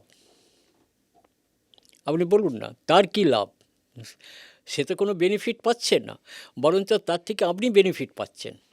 সেদে এসে বক্সে এসে দাঁড়িয়ে সাক্ষ্যটা দিয়ে যাচ্ছে, তাতে সরকার বেনিফিট পাচ্ছে, তদন্ত আমাদের প্রসিকিউশনস বেনিফিটটা পাচ্ছে। সাক্ষীর কী বেনিফিট আছে? শুধু তাই নয়, সাক্ষীর বরঞ্চ আরও বিপদ বাড়ে। রিস্ক। আপনি তো নিজেও জানেন, এই যে সরকারের হয়ে বক্সে দাঁড়িয়ে আসামির বিরুদ্ধে সাক্ষ্য দিয়ে যাওয়াটা, এটা কিন্তু অনেক সাক্ষীর জীবনের রিস্ক হয়ে যায়, হয়েছে এরকম। হয়েছে। এবং যার জন্যে বিশেষ বিশেষ ক্ষেত্রে যখন আমরা জানতে পারি, তখন সেখানে আমরা সেখানে তাকে পার্সোনাল ফোর্স দেওয়া হয়, প্লাস তার বাড়িতে ফোর্স রাখা হয় একটা নির্দিষ্ট সময় পর্যন্ত। এবং যখন মনে হয় যে সেই বিপদটা কেটে গেছে, তখন সেই ফোর্সগুলোকে তুলে নেওয়া হয়। সাক্ষী রেডি করতে হয় কখনো কখনো পুলিশকে এই জন্য। আপনি তো জানেন, আমাদের ভিতরের ব্যাপারটা তো কেউ ভেবে দেখে না। যখনই কোনো কিছু একটা আপনার মন মতো হলো না, তখন রেড়ে করে উঠে, কিন্তু সেইটাকে ঠিকভাবে পরিচালনা করতে গেলে যে কাঠামো থাকার দরকার, সেই কাঠামো নিয়ে কেউ ভাবে না। যে তদন্তকারী অফিসারের উপর দায়িত্ব পড়েছে, সেই মামলাটা যদি 1 কুইন্টাল হয়, আপনি জানেন তাকে জবাবদিহি করতে হয় উপরতলার কাছে, কেন 1 কুইন্টাল হলো। কিন্তু এবারে সেইটাকে সাকসেস করতে গেলে যে মেটেরিয়ালসগুলো পরিকাঠামো দরকার, লাগে। সেগুলো কিন্তু উপরতলারা তখন আর ভাবে না। তখন দেখেই আমি দুজন কথা বলবো, রাজীব কুমার সাহেব আর সৌমেন মিত্র সাহেব। এরা সত্যিকারের খবর রাখতো, এরা আলোচনা করত, এরা বলতো যে কি করতে হবে আমাদের বলুন, কি দরকার আমাদের বলুন। আমাদের একটাই শুধু উই ওয়ান্ট সাকসেস। এই সাকসেসের জন্যে কি করতে হবে। আপনি জানেন রাজীব কুমার সাহেবকে তবু শোভন মিত্র সাহেব একটা জায়গায় বসতেন, রাজীব কুমার তো বসতে জানে না, চক্কর মেরে ঘুরে ঘুরে বেড়াচ্ছে, প্রত্যেকটা ডিপার্টমেন্টে যাচ্ছে, কাজ কি হচ্ছে না হচ্ছে লক্ষ্য রাখছেন। এই পুলিশ অফিসার সৌমেন মিত্র এবং রাজীব কুমার এরা সত্যি ডিভোটি ছিলেন। এরা পরবর্তীকালে আরেকজন ছিলেন, অবশ্য তিনি এসআই ছিলেন, সমীর গাঙ্গুলি মহাশয়, আপনি জানেন বড় বড় মামলার দায়িত্বে তিনি ছিলেন এবং তিনি প্রচুর পরিশ্রম করে খেটে সেই সমস্ত মামলাগুলোকে সাকসেস করে গেছেন। সাক্ষীরা জেনারেলি আসতে চায় না, কারণ সাক্ষীদের যে কোনো মামলায় সাক্ষী তো অত্যন্ত গুরুত্বপূর্ণ। হ্যাঁ, সাক্ষী ছেড়ে আপনি সাজা দেবেন কি করে? চার্জশিটের উপরে তো সাজা দেওয়া যাবে না, পারিপার্শ্বিক তথ্য প্রমাণ, সেইগুলোর জন্য লোক দরকার, সেই জন্য সাক্ষী দরকার। অন্যান্য হ্যাঁ, ইলেকট্রনিক সেরকম পেতে হবে তাহলে। যেমন একটা জিনিস পাই পোস্টমর্টম ডক্টর, ঠিক। পোস্টমর্টম ডক্টর কী বলবে এইটা এই কারণে মৃত্যুটা হয়েছে, সেটার বেস করে তো আপনি সাজা দিতে পারবেন না। Who did it? আমাদের বিচার ব্যবস্থার যেটা সবচেয়ে বড় কথা হচ্ছে এটা করল কি, সেই সিদ্ধান্তে আপনাকে আসতে হবে। সেই সিদ্ধান্তে আসতে গেলেই আপনার পক্ষেও সম্ভব নয়, আমার পক্ষেও সম্ভব নয়, একমাত্র police administrations can do it. কে করলো এবং কেন করলো? হ্যাঁ, তারা তদন্ত করে আস্তে আস্তে একটা সিদ্ধান্তে আসে, তারাই একমাত্র বলতে পারে।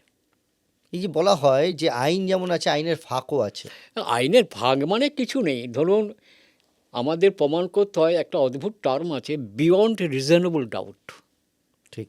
তাই তো একটা আছে, যদি ওইটা সাম্প্রতিককালে চেঞ্জ হয়েছে, এখন আর বিয়ন্ড রিজনেবল ডাউটের ডেফিনেশনসটা অনেকটা বদলে চেঞ্জ গেছে, হয়েছে। হ্যাঁ। আমাদের বিচার বিভাগ বলছে যে অপরাধটা হয়েছে, সেটাকে তো আমরা আর উঠতে পারবো না, কিন্তু একটা যাতে নিরাপরাধ লোক যাতে সাজা না পায়। আমার কথাটা বুঝতে পেরেছি? এইটি হলো আমাদের বিচার বিভাগের প্রধান ঠিক। লক্ষ্য, যে একজন নিরাপদও যেন সাজা না পায়, সাজা না পায়। তাতে যদি কোনো অপরাধী সাজা না পায়, না পাক। যদি একই টালা হয় তাতে আমাদের আপত্তি নেই, কিন্তু একটা নিরাপরাধ ব্যক্তি যেন সাজা না পায়, এটা হচ্ছে আমাদের জুডিশিয়ারি প্রথম সত্য। কিন্তু তারপরেও তো নিরাপদ সাজা পেয়ে যাচ্ছে, আপনি তো বললেন। সেটা আমি বলতে পারবো না। কখনো কখনো তো হচ্ছে, তো এই তাড়াহুড়ো এই সমস্ত বলবো কারণে। কী করে সেটা? না, কখনো তো কখনো হয়। আপনি মনে রাখবেন যে যখনই চার্জশিট হয় তখনই যদি একটা নিরাপদ ব্যক্তি যাকে আমরা ভাবছি তার বিরুদ্ধেও তো স্টেটমেন্ট থাকে রে বাবা, ঠিক। সেই স্টেটমেন্ট মোতাবেক সাক্ষী তো সাক্ষ্যকে দিয়ে যেতে হচ্ছে, তবে না বিচার বিভাগ একটা রায়দান করছে। বিচার বিভাগ তো আর এমনি এমনি বলতে পারে না নবাবু আপনি দোষী। তাহলে নবাবুকে দোষী করতে গেলে দুটো জিনিস, একটা হচ্ছে ব্ল্যাক অ্যান্ড হোয়াইট, কাগজে কলমে। আমি শুধু একটা উদাহরণ দিয়ে যাই, সেই মামলা সমস্ত সাক্ষী হোস্টাইল হয়ে গেল, সব সাক্ষী? সব সাক্ষী হোস্টাইল হলো। কি মামলা ছিল? বলছি আমি, জজ সাহেবের মনটা মনে আছে, আমি বলছি পরে। জজ সাহেব তো আমরা খুব আনন্দে আছি, জজ সাহেব আপনি ডিফেন্সে? জজ সাহেব আসামিকে সাজা ঘোষণা করলো, মানে দোষী সাব্যস্ত করলো, সাজা ঘোষণা করলো। পরে এইবার এটা খুব মানে এটা সবারই জানা উচিত, পরে আমি সাহেবের সঙ্গে দেখা করলাম, এখন স্যার সব অ্যাকুইটাল সব হস্টাইল হলো এ হলো, আর আপনি এটা সাহেব হলো। বলে নবাবু আপনি লোয়ার কোর্ট রেকর্ডটা দেখেছেন? বলে উনি দুটো অ্যাপ্লিকেশান দিলেন, দেখালেন। এই যে আমরা যখন বেল প্রেয়ার করি না, সেখান থেকে একটা সেন্টেন্স আমরা ভুলে লিখে ফেলি, এই আসামি আর অপরাধ করিবে না। বলে এই আসামি আর অপরাধ করবে না মানেটা কি দাঁড়ালো? অপরাধ করেছে। সেই জন্য আমার আইনজীবীদের কাছে বলার উদ্দেশ্য, যখন বেল পিটিশন করবেন সেটা খুব সাবধানতার সাথে করতে হবে। আমরা অধিকাংশে দেখবেন বেল পিটিশনে লিখি যে স্যার বাধা গতে লিখে যে দেওয়া এক হয়। বাঁধা গত, যে এই petitioner shall not act further. Shall not act further মানে কি আগে তুমি করেছো? Already he has done. Yes. সাজা করলো ওই লোয়ার কোর্ট থেকে। কি কেস হয়েছিল এটা? হ্যাঁ, কি ঘটনা ঘটেছিল এটা? ওই মার্ডার জাতীয়ই হবে কিছু।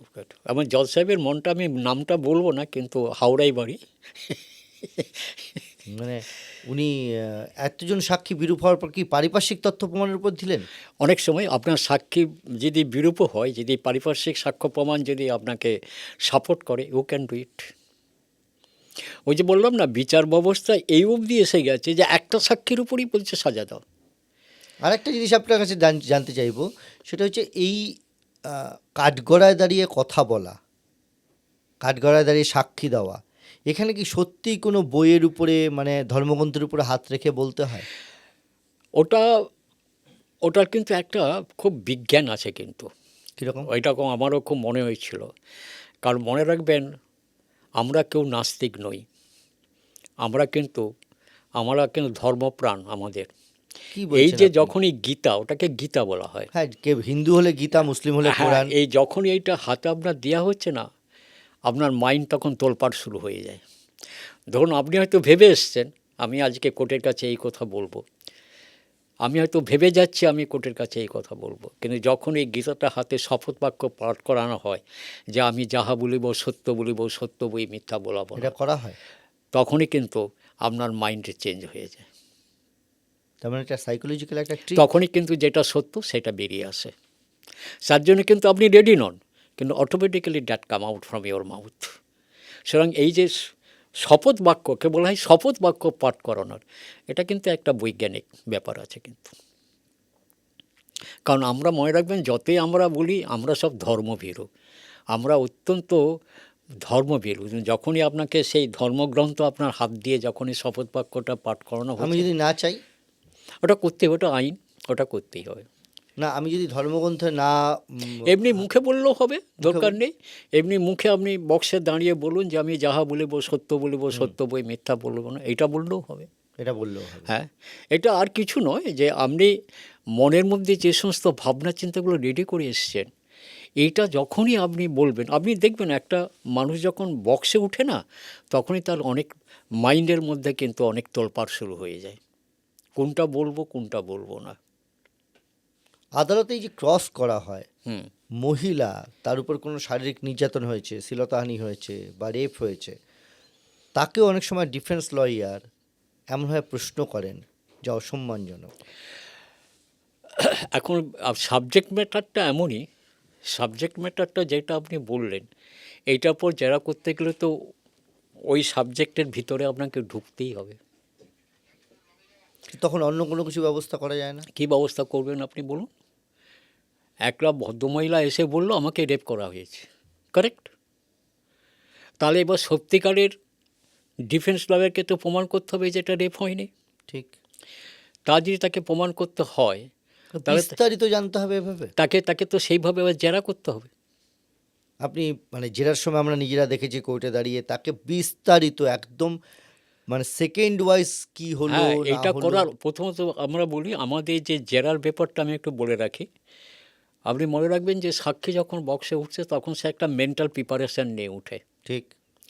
আমাদের প্রথম দায়িত্ব হয় ওই মেন্টাল প্রিপারেশানটাকে নষ্ট করে দেওয়া, এবং তার জন্য দেখবেন আমরা অনেক সময় অসম্মানজনক কটূক্তিও তাকে করি আমরা। আর কিছু নয়, সেই রেগে মেগে গিয়ে তার মেন্টালের এইটা থেকে সে ছিন্ন হয়ে যাক, এবং তারপর আমরা যেটা আশা করি যে এইবারে যেটা সে উত্তরটা দেবে সেটা সঠিক উত্তর আসবে। যার জন্যে প্রত্যেক সাক্ষীর ক্ষেত্রেই আপনি দেখবেন মূল সাবজেক্টের প্রশ্ন করার আগে অনেক কিছু প্রশ্ন করা হয় যেগুলোর সঙ্গে সাবজেক্ট ম্যাটারের কোনো সম্পর্ক নেই। এই প্রশ্নগুলো একমাত্র করা হয় সে যে মানসিক দিক থেকে যে তৈরি হয়ে এসেছে সেইটাকে নষ্ট করা। বিচারক বা বিচারপতিরা করাপ্টেড হন? ওটা বলা সম্ভব নয়, আমার পক্ষে সম্ভব না, আমি জানি না। কেন বলবেন না? আমি জানি না, আমি ও, না জানেন জানলে না আমি বলে বলবো। বলবেন না নাকি? না না, জানলে আমি বলবো কেন? শুনেছেন কোনোদিন কাউকে? শোনা কোথায় আপনি বিশ্বাস করবেন কেন? শোনা তো অনেক কিছু রটনা রটে, তাই কি সেগুলোকে বেশ করলে না, চলবে আপনার কি? নাম বলতে হবে না, আপনি যদি না এমনি না, বলেন। সে তো অনেক রকম চলছে। আপনাকে তো একটা জিনিস মনে রাখতে হবে, ধরুন পাশেই আমার একজন বিচারপতি থাকেন, আমি একটা মামলা করছি, সেই মামলাটা ওই বিচারপতির ঘরেই চলছে। যার জন্য দেখবেন অনেক বিচারপতি যখন দেখা যায় তার কোনো পরিচিতি ব্যক্তি অ্যাপিয়ার করছে, সে মামলাটা ছেড়ে দেয়, মানে চিফ জাস্টিসের কাছে পাঠিয়ে দেয় যে এই মামলাটা আমি করব না, এটা অন্য কোনো ঘরে পাঠানো হোক। যেখানে প্রচুর মামলা করেছেন আলিপুর কোর্ট, সেই আলিপুর কোর্টে একটা সময় বলা হতো নাকি যে অন্যের হয়ে আর একজন হাজিরা দিল, ওখানে কি যে মানে জুডিশিয়ারিতে যা ইচ্ছে তাই করা যেত? না না না, এটা ভুল ধারণা। এগুলো খুবই এইসব রটনাগুলোকে বিশ্বাস করবে না, এগুলো খুব ভুল ধারণা। এগুলো খুব কারণ আমি তো সারা জীবন কাটালাম এবং আলিপুর কোর্টে আমি ম্যাক্সিমাম সময় যাই। এটা খুব খুব ভুল ধারণা। যারা রটাচ্ছে তারা ঠিক কথা বলছেন না। বিচারকরা তারা তাদের সাধ্যমতো চেষ্টা করে বিচার করা। আমরা যারা আইনজীবী লার্নেড কোর্টকে অ্যাসিস্ট করি, আমরা আমাদের সাধ্যমতো না, বিচারকদের চেষ্টা তো করি। কিছু করার থাকে না, ধরুন একজন। কিন্তু প্রশ্ন হচ্ছে বলি না, এক একটা মানুষের এক একটা তো আলাদা অ্যাটিচিউড। অনেকে দেবেন জোরে চিৎকার করে কথা বলে, আমরা শুনলে না, মনে আমি হবে বলছি তিনি ধরুন ঝগড়া একজন করে। কারোর হাজিরার ডেট, সেই হাজিরার ডেটে তিনি এলেইনি না, অন্য একজন কাউকে তার নাম করে দাঁড় করানো হলো, আইডেন্টিফিকেশনের না কোনো না, এটা ব্যবস্থা? আমি পাইনি, আমার জীবনে আমি পাইনি। আমার মনে হয় এরকম ঘটনা ঘটেনি, আমি পাইনি। অপরাধীরা কোনোদিন থ্রেট করেছে আপনাকে? না না না, never do it, never do it. কারণ করেনি একটাই কারণে, কারণ আপনাদের শুভেচ্ছাতে তারা জানে যে আমি মামলাটা আইন মোতাবেক করি। ওই একটা কথা আছে না, জোরজবস্তি করে সাজা করার যে প্রবণতা, হ্যাঁ, ছলচাতুরি করে সাজা করার যে একটা প্রচেষ্টা থাকে অনেকে, আমি নেভার ডু ইট। অপরাধীরা যখন অপরাধ করছে তখন নাকি তারা অপরাধ থেকে আয় করা অংশের একটা বড় অংশ বাঁচিয়ে রাখে আইনজীবীদের জন্য। হ্যাঁ, জেনে তারা জানে, তারা তো জানে, সেটা আমি জানি না, কিন্তু তারা জানে যদি আমরা কোনো দিন ধরা পড়ি, হ্যাঁ, তো আমাদের বিচার ব্যবস্থাতে যেতে হবে। বিচার ব্যবস্থায় যেতে গেলে তো আইনজীবীর দরকার। যদিও আমাদের আইনে বলা আছে যে বিচার প্রার্থী সে নিজেও তার হয়ে সে লড়তে সওয়াল পারে করতে পারে। উইদাউট এনি আইনজীবী। তো তার পক্ষে তো আর আইনটা জানা সম্ভব নয়। অনেক ব্যাপার আছে যেগুলো তার পক্ষে জানা সম্ভব নয়। তার জন্য একজন আইনজীবীর দরকার হয়। তার জন্যে আমাদের তো আপনি জানেন যে যাদের অর্থনৈতিক অবস্থা খুবই খারাপ, তাদের জন্য আমাদের লিগ্যাল সেলের ব্যবস্থা আছে, যে কোর্টকে আবেদন করলে কোর্ট সেখান থেকে আইনজীবী অ্যাপয়েন্টমেন্ট এই করে। যে এত বছর সরকারি আইনজীবী কখনো থেকেছেন, কখনো ডিফেন্সে কাজ করেছেন, মানে অপরাধী বা অভিযুক্তের হয়ে আপনি লড়াই করেছেন। তার জন্য বহু অপরাধীর সঙ্গে যোগাযোগ হয়েছে, বহু অভিযুক্তর সঙ্গে যোগাযোগ হয়েছে, এই ক্রিমিনালদের সঙ্গে যোগাযোগ হয়েছে, কারোর সঙ্গে ব্যক্তিগত সম্পর্ক হয়েছে? না, সেরকম ব্যক্তি ওই কোর্টের মধ্যে যা, কোর্টের বাইরে আর কোনো সম্পর্ক নেই। কেন? ইচ্ছা করে বাঁচিয়ে রেখেছেন নিজেকে? না না, ইচ্ছে করে বাঁচিয়ে নয়। ধরুন সে তার জগতের লোক, আমি অন্য জগতের লোক। মামলা করছি, মামলা করার সময় ডে টু ডে তার কাছে থেকে ইনস্ট্রাকশন নিচ্ছি, বা কিছু জানার দরকার হলে জানছি, বা সে যদি বলে যে আপনি অমুকে আমার আছে তার সঙ্গে যোগাযোগ করুন, তার সঙ্গে যোগাযোগ করছি। কিন্তু যখনই মামলা শেষ হয়ে গেল তখন কিন্তু সেইগুলো আর সম্ভব হয় না। কারণ দেখুন, ওটা তো আমার একটা মামলা নয়, আপনি রেগুলার ডে টু ডে মামলা করে যাচ্ছেন। সুতরাং তখন আর সেই মামলা এটা সম্পর্ক। নাকি আইনজীবীদের মধ্যে একটা মানে এই একটা টেন্ডেন্সি তৈরি হয়েছে, ক্রিমিনাল ইন্টেনশন তৈরি হয় ক্রিমিনালদের সঙ্গে অতিরিক্ত মেলামেশার ফলে। না এটা কি না, সত্যি? এটা ভুল ধারণা, এগুলো ঠিক না, এগুলো ভুল ধারণা, এগুলো ভুল ধারণা। এমন কোনো ঘটনা আছে আপনার জীবনে যেখানে আপনি ডিফেন্সের হয়ে কাজ করেছেন এবং সেখানে সবথেকে বড় সাফল্য পেয়েছেন, এরকম কোনো ঘটনা? আছে আছে, আমি মনে করতে পারছি না, কিন্তু আছে। আমি তো প্র্যাকটিক্যালি মূলত ডিফেন্স লয়ার হিসেবেই কাজ শুরু করেছিলাম, ডিফেন্সই করতাম। তারপরে হঠাৎ আমাকে একবার লালবাজার থেকে বলা হলো, এবং আমি কোনো দিন প্রসিকিউশনস করবো বলে দরখাস্তও করিনি। আমাকে হঠাৎ লালবাজারের একজন অফিসার এসে বললেন যে এই মামলাটায় আপনাকে প্রসিকিউশনসে স্পেশাল পিপি করা হয়েছে।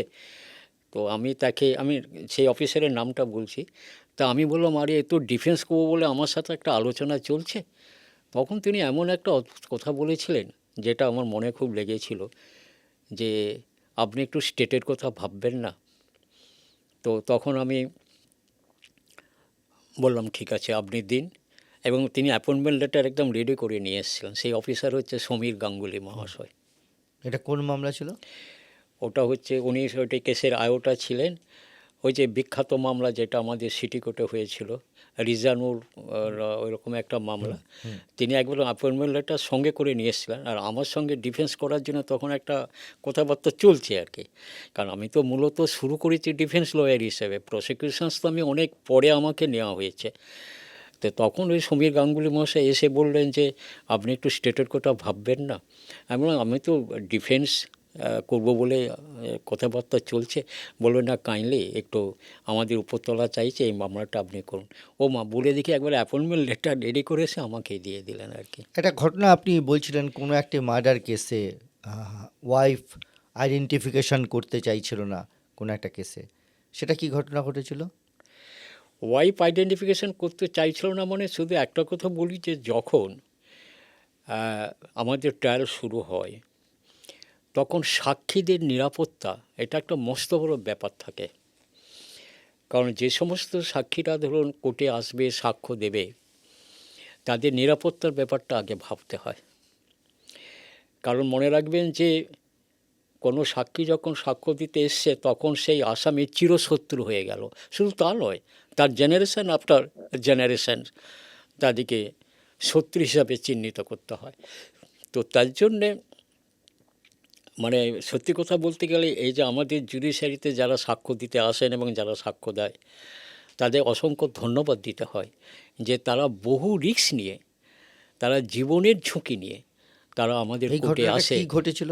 হ্যাঁ, এই ঘটনাটা কি ঘটেছিল? একজন মহিলা তার হাজবেন্ডের মার্ডার কেসেই তিনি অপরাধীকে চিহ্নিত করছেন না? আর সেটার কারণ ওই একটাই,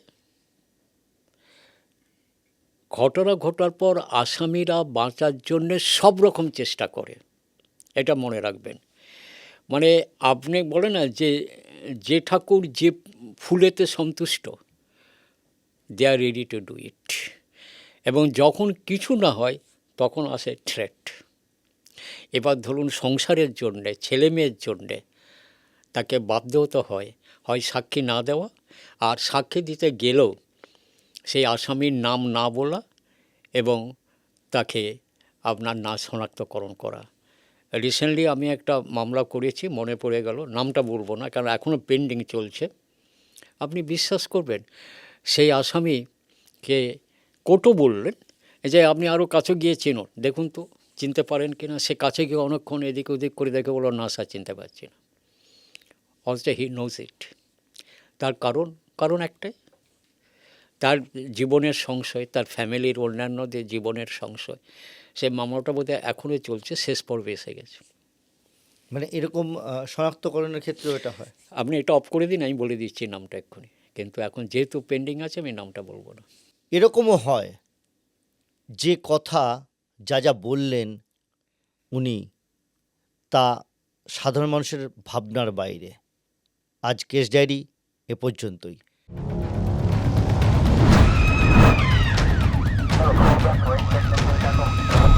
Negative,